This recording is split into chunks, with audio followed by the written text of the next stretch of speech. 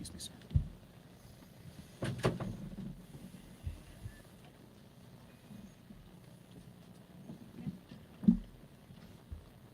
Good morning. Thank you, everybody, for coming. My name is James Covington. I am the Regional Communications Director for ICE Northeast.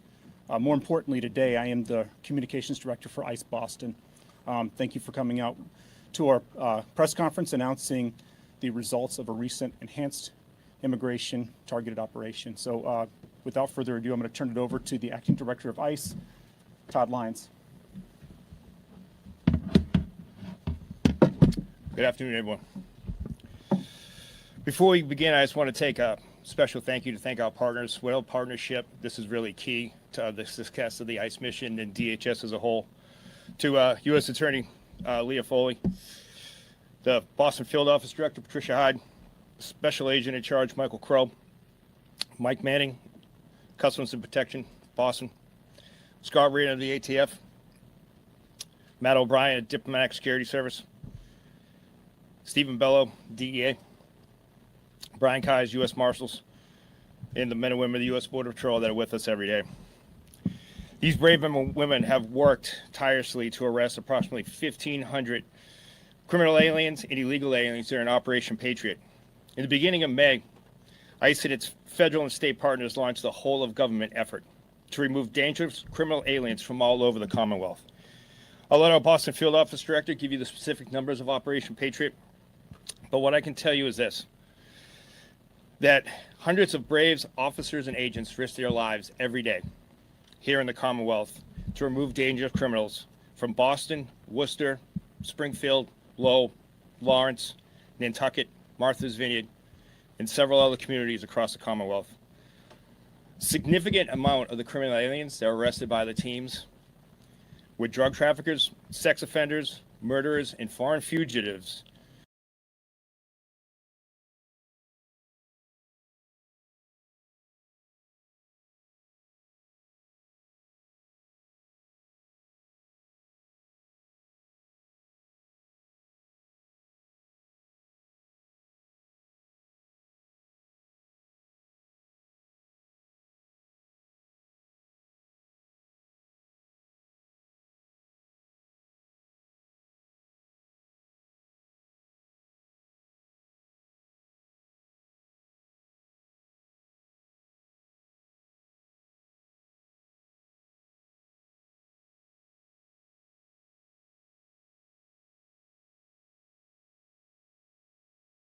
trying to evade justice in their home countries.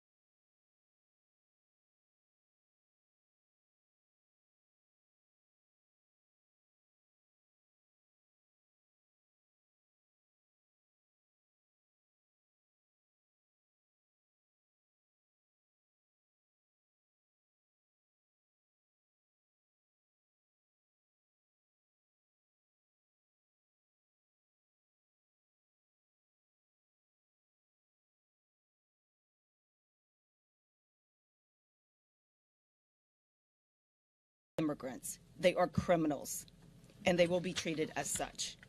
This is about public safety, plain and simple.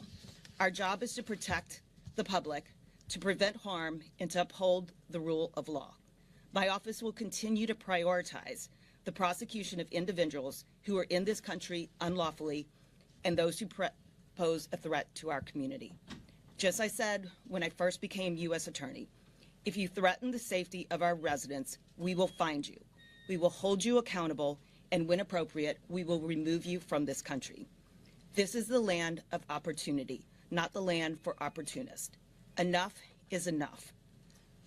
When we will hold you accountable for when you commit crimes in this jurisdiction. My office will continue to support and work with ICE to bring charges against those who come here illegally and commit crimes. Equally as important, I also want to add that we will not tolerate anyone who impedes or obstructs ICE operations. What I have seen on the news and in social media is concerning, to say the least. Agent safety is paramount, and it is a felony to threaten or assault a federal agent. I want to be clear about that. No one is above the law. This is non-negotiable. The law in this area is clear, and I will not sit idly by and watch federal agents being threatened. I also want to thank our partners at ICE and HSI, as well as our federal, state, and local law enforcement agency partners. They tirelessly work collaboratively to stand by each other and to make our community safer. Today, we are announcing real progress. However, we are not done. We are only getting started. And I would like to introduce Patricia Hyde. Good morning. Thank you, U.S. Attorney Foley. The Commonwealth of Massachusetts is a safer place today, thanks to the work and determination of the men and women of ICE and our federal law enforcement partners. Working together, we were able to arrest almost 1,500 illegal aliens throughout the Commonwealth during the month of May, most of whom have significant criminality in the United States or abroad. Throughout this enhanced immigration enforcement operation, ICE and our federal partners targeted the most dangerous alien offenders in some of the most crime-infested neighborhoods of Massachusetts. Our efforts resulted in the arrests of 1,461 criminal alien offenders. 277 of those offenders have been ordered removed from the United States by a Justice Department immigration judge. Make no mistake, every person we arrested was breaking our immigration laws. But most of these individuals, 790 to be exact, had significant criminality as well. That is 790 alien offenders who victimized innocent people, who traumatized entire communities. Represented in these numbers are murderers, rapists, drug traffickers, child sex predators, and members of violent transnational criminal gangs. We arrested criminal aliens who have been convicted of violent crimes in the United States, and some of who were wanted for criminality in their native countries. All made the mistake of attempting to subvert justice by hiding out in Massachusetts. I want to take this opportunity to say to our officers and law enforcement partners, thank you for your professionalism, tenacity, and dedication to duty. To the residents of our Massachusetts communities, today your streets are a little safer. To the victims of these alien offenders, know that today you will not be mistreated by your attackers. To any criminal alien offenders victimizing Massachusetts residents, ICE is not going away. We are coming for you. While removing these individuals is extremely gratifying, we still have a lot of work to do. While we covet a mutually beneficial cooperative relationship with our state and local partners, we will work around them when it becomes necessary to ensure the safety and security of Massachusetts. ICE and our federal law enforcement partners remain committed to protecting our communities and prioritizing the well-being of our public by locating, arresting, and removing criminal alien offenders and making our New England communities a safer place to live. Now, Special Agent in Charge, Homeland Security Investigations. Thank you. Good morning, I think it is. My sincere thanks to Director Lyons, U.S. Attorney Foley, and all of our partners with whom I stand shoulder to shoulder with every day to ensure the safety and security of our communities. ICRO, CBP, U.S. Coast Guard, ATF, DEA, DSS, FBI, U.S. Marshal Service, the IRS, U.S. Attorney's Office, and many others. Today, as we announce the arrest of nearly 1,500 illegal aliens over the last 30 days, I want to reiterate, this is not a victory lap. Today is a collective reaffirmation of our commitment to ensuring the public safety and national security of our communities.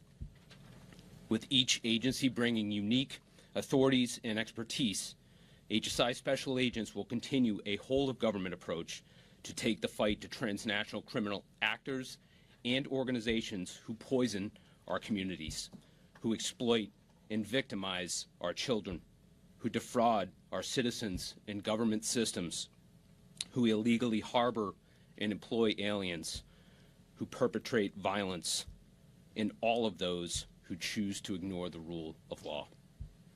It should be no secret by now that you will continue to see all of our special agents and officers in your communities conducting daily enforcement actions 24/7. I caution those who try to impede or obstruct operations, or those who dare to threaten or assault our law enforcement officers. We have been and will continue to be working with the U.S. Attorney's Office to investigate and prosecute you to the fullest extent of the law. Our job is to uphold the Constitution, and that's exactly what we're doing. I join my colleagues when I share my heartfelt thanks for the work of the frontline officers and agents who put their lives on the line every day in support of this great nation. Thank you. Okay, we'll take some questions. Todd, Director Lyons, can you speak to the roughly 50% We'll get ABC News here? Luke? Two questions. Number one, do you have any update on the Milford teenager that was detained by ICE over the weekend, and where is he? Do you have any status on where that person is, maybe for trip or out? And then the second question is, the attacker in Colorado overstayed his visa, and according to DHS, is in the U.S. illegally. Do you have any information on the suspect? Was he on law enforcement's radar? And can you tell us more about his immigration status? So I'll take I'll take Colorado first. So I'll defer to the FBI on that one. It's an active joint terrorism investigation, obviously. Still in the early stages that ICE was able to identify that he had overstayed his visa. While he did have a work authorization permit, it was expired. So with that, I will say that there are millions of individuals like this that we are attempting to locate from the past administration that weren't properly screened that were allowed in. I will tell you that's a huge effort for ICE right now. In regards to this gentleman, I can't give you any intel as far as it's a joint terrorism task force investigation, and more will be coming out, but I'll defer to my partners in the FBI for that one. Director Lyons? Well, wait, what about Marcelo Gomes Silva over the weekend? In regard to Marcelo Gomes, he remains in ICE custody. He was not the target of the investigation, but like we have repeatedly said, sanctuary policies put us in a position to go out into communities and look for people. When jurisdictions don't cooperate with ICE and we don't arrest people in custodial arrests, then we must go out into the community. And when we go out into the community and we find others who are unlawfully here, we are going to arrest them. We've been completely transparent with that. He's 18 years old. He's unlawfully in this country.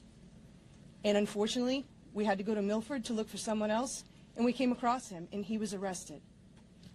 That's where that stands. We're looking for someone dangerous and violent? Well, I'll take that one. So we're looking for his father. So obviously he's the father of the year because brought his son up here illegally as well. And yes, we had intelligence from a local law enforcement agency. We were looking for the father. And like Field Officer Director High said, they made a traffic stop on that vehicle, which was the father's vehicle.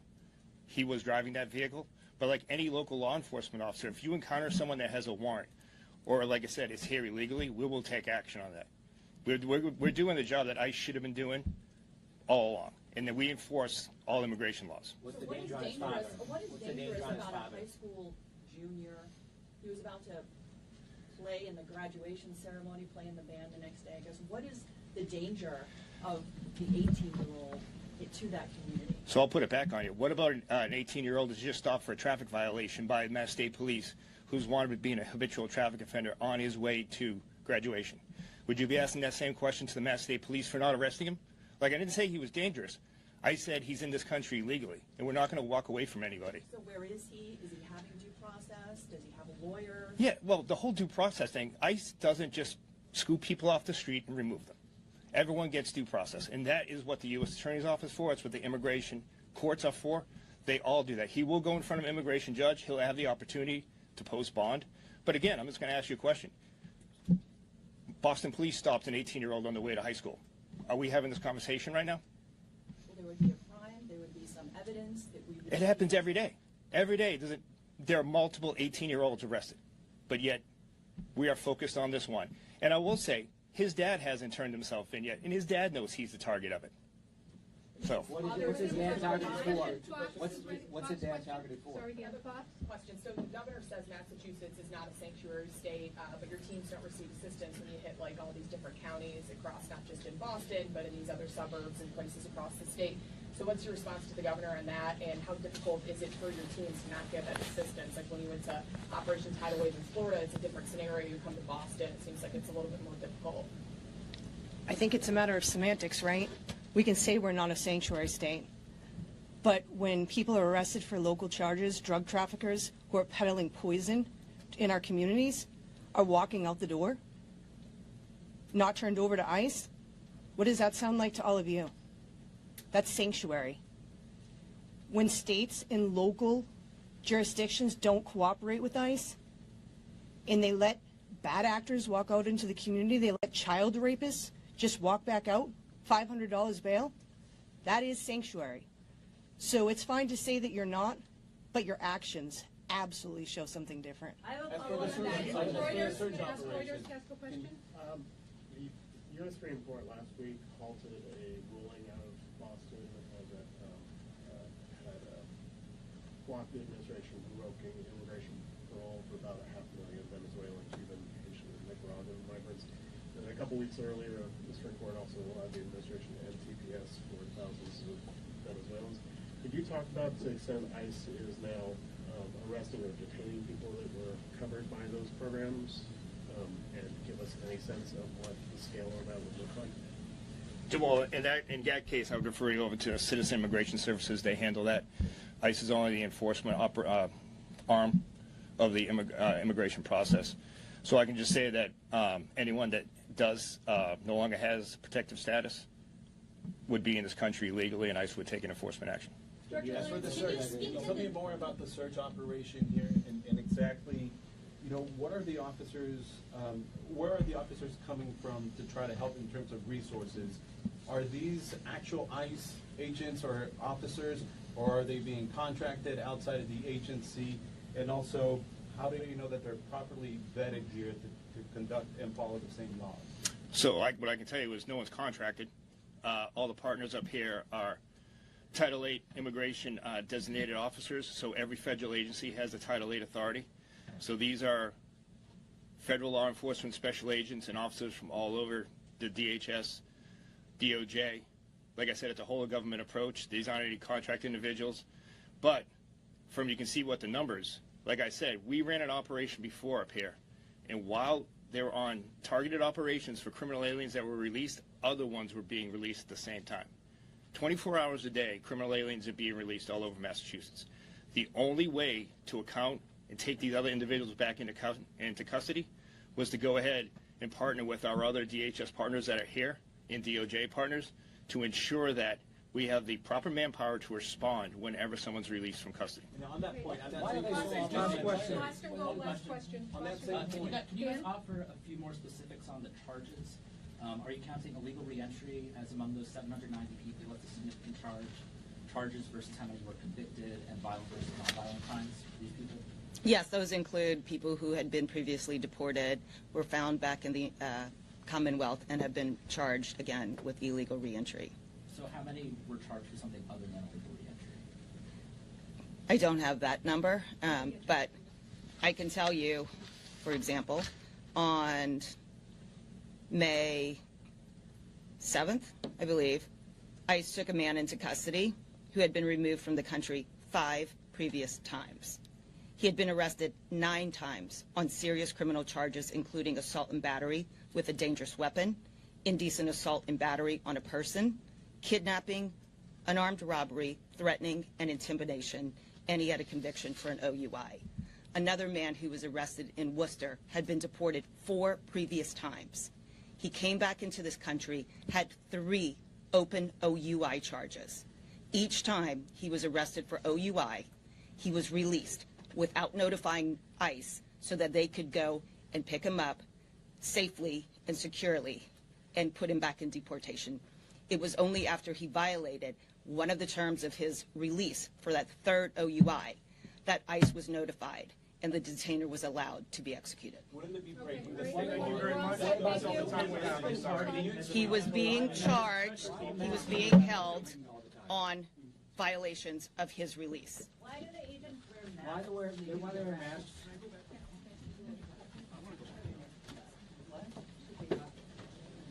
Okay. And also, what do you say when there's people who are charged with child rape who are out on bail facing more than 10 years behind